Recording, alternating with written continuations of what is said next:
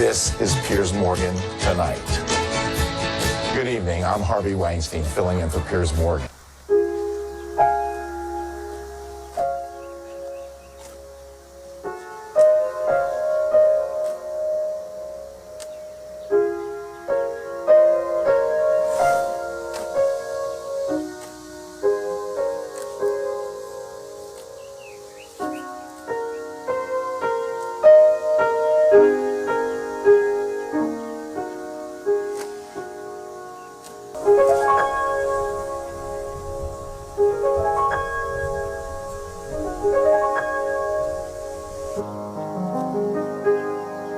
Charlie Rose called me yesterday and said, I want you to do the show.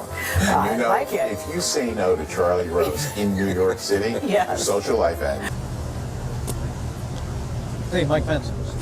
Henry Jones. Henry, is it your place? This is my place. Very nice to meet you. On you. Pop this, pop that.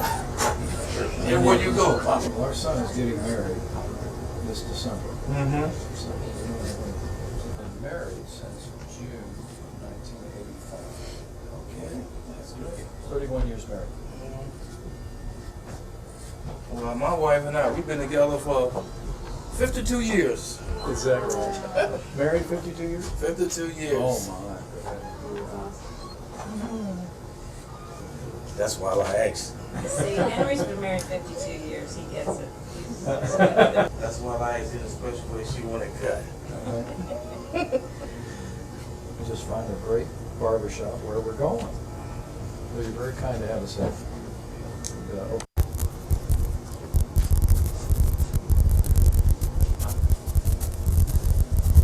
Perfect. It's been a pleasure, young man. All right. That's great. Now, your name was? Mike Pence. Mike Pence. Yes, sir. I'm the governor of the state of Indiana. I'm Okay. running for vice president of the United States. Go ahead, man. Oh, Vice President? Yes, sir. Yes, sir. Oh, boy. I'm running with Donald Trump, so I'm his running mate. Okay, all right. Just tapped me a month ago, so we were just in town doing a rally, campaigning, and I heard you were the place to come for a haircut. Oh, boy. And you're very gracious to have us here. Tell us who your dream teacher is, tweet it, and then do the hashtag dream teacher. I would go with Bill Cosby. The great Bill Cosby is here telling stories of his first date and much more from his latest book.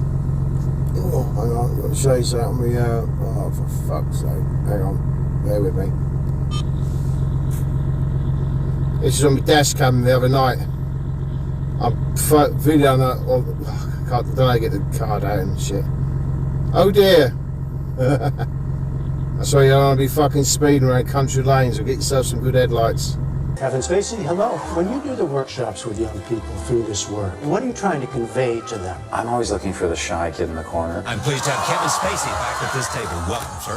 So I've been struggling trying to get these burners working on the forge I'm building. So I've been working on it all week, experimenting with different mountings and everything.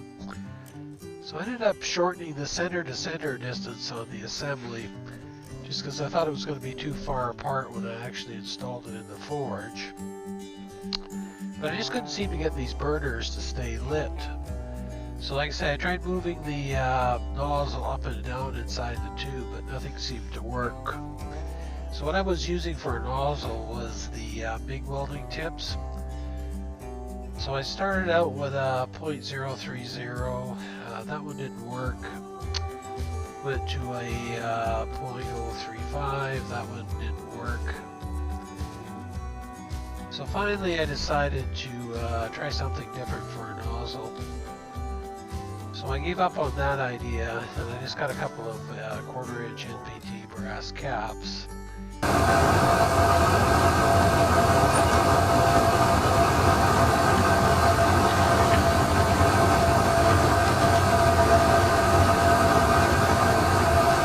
I am Mario Batali. Of course. I more or less do whatever the hell I want, whenever I want to. That's it. A man with a plan. It's not anyone's particular fault, but that's what's heartbreaking. That's the issue. But I will always follow the advice of the health team, the scientists, the experts. I'm here at Soldier Creek Elementary with none other than Jared, the subway guy. You've obviously been an inspiration to many people and to these kiddos. statutory enactment in the context of legislation distinguish him from those we might characterize as the liberals on the court. And I give the same caveat here. We're not talking about partisan politics. We're talking about the word liberal capturing an approach to constitutional interpretation. And that approach, which Justice Stephen Breyer is a good example of it. Justice Scalia and Justice Breyer went out on the talking circuit and they often sparred about the approaches to constitutional interpretation. So Justice Breyer's approach is much more pragmatic. So he starts with the text, be it of a statute or a constitutional provision. He begins with the text, but as Justice Breyer describes it, the text is a starting point but not an ending point. And sometimes it makes sense to push the text in a different direction in a way that makes sense to the judge. So the Nazis are just like Republicans and Democrats, George. They twisted my words. I was trying to make a point. Well, you made it all right. In the New York Times, you created a major scandal. I withdrew the remark. Well, that'll do a lot of good now. Sit down. George, the war was about Nazis. And for you to say they were just another political party. That isn't what I meant. Also, this issue of sexual harassment, which is happening a lot, and lots of conversation, lots of women coming forward. We're seeing a lot of talk about what it means and where it's going.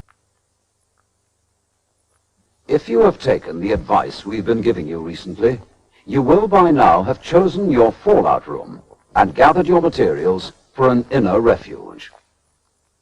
The time has now come to make everything ready for you and your family in case an air attack happens. This does not mean that war is bound to come, but there is a risk of this, and we must all be prepared for it. So, don't waste time. Start now. But is it true? No, sir, it is not. I have to admit, I wouldn't mind having a crack at those Mongols.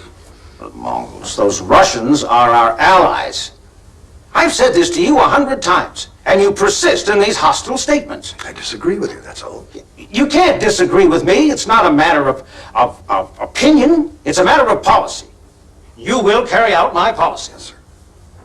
Bernie Madoff, Ken Levy, Dennis Kozlowski, criminals, gluttons of greed, and the evil genius who towered over them. One man has the guts to speak his name. Big Bird, Big Bird, Big Bird. It's me, Big Bird. Big, yellow, a menace to our economy. Mitt Romney knows it's not Wall Street you have to worry about, it's Sesame Street. I'm going to stop the subsidy to PBS. Mitt Romney, taking on our enemies no matter where they nest.